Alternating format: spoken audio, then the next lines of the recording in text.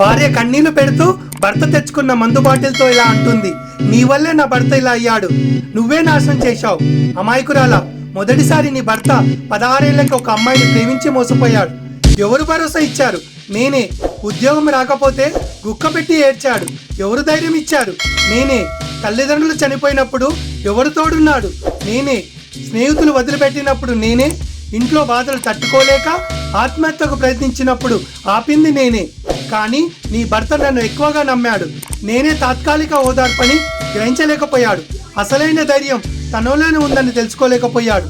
అప్పుడు భార్య తన ఆవేదనని భర్తతో, నువ్వు మద్యం తాగిన ప్రతిసారి మన కుటుంబం నీకు దూరమైంది.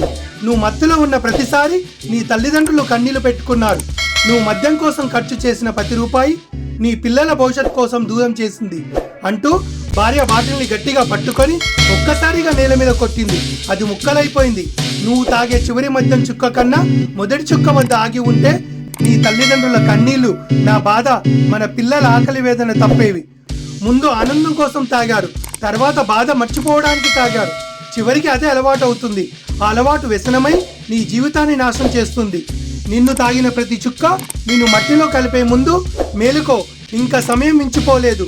నీ కుటుంబం కోసం, నీ పిల్లల భవిష్యత్తు కోసం మారు. ఈ వీడియో మీకు నచ్చితే లైక్ చేయండి, షేర్ చేయండి.